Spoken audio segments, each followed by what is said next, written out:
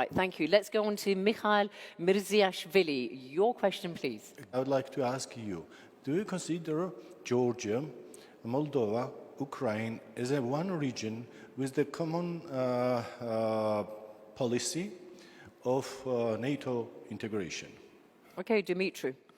Well, Moldova, unlike, for example, Georgia or Ukraine, has neutrality enshrined in its constitution, and we were really hoping that this would be, enough. But and since I remember myself, the support for neutrality from the population was quite substantial.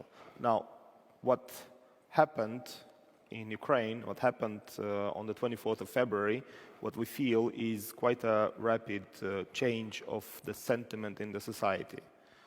However, at the moment, Moldova has never, until now, Moldova has never really expressed willingness to, or its wish to join NATO or any other military alliance.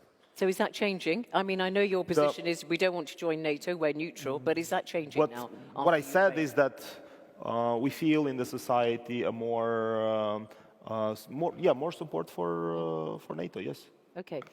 Tikhon, does Russia see Georgia, Moldova and Ukraine as a kind of one region and it treats them the same when it comes to wanting to join NATO, whether they do or not? I don't think the NATO is the most important thing here. The most important thing for the Kremlin here is not to let them decide what they want. Not to let Moldova decide whether Moldova wants to join NATO or does not want to join NATO. Doesn't let Georgia decide whether Georgia wants to be the part of European Union or be the part of the NATO. The most important thing is that Russia consider all these three countries and more of them, all the ex-Soviet Union republics, as a part of its influence. And Russia. Again, Kremlin does not want them to choose their life. Kremlin is still living in the system it used to be before 1991, when the life of Moldovan Republic, Georgian, etc., is being decided in Kremlin. Giorgio Kelashvili, how would you answer this question? Well, I think I disagree with you, Tikhon. I think NATO is quintessentially the most difficult and bitter point for Putin personally.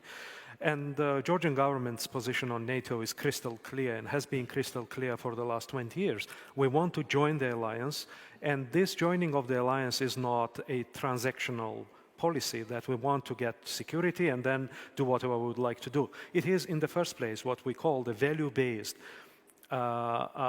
alliance and value-based friendship with NATO. And we see ourselves as part of the entire region, the European Union and NATO as one Euro-Atlantic space. Every 8 or 9 Georgians out of 10 believe very firmly we have to become members of the European Union, we have to become members of NATO, and no single government can change that in this country. All right, thank you.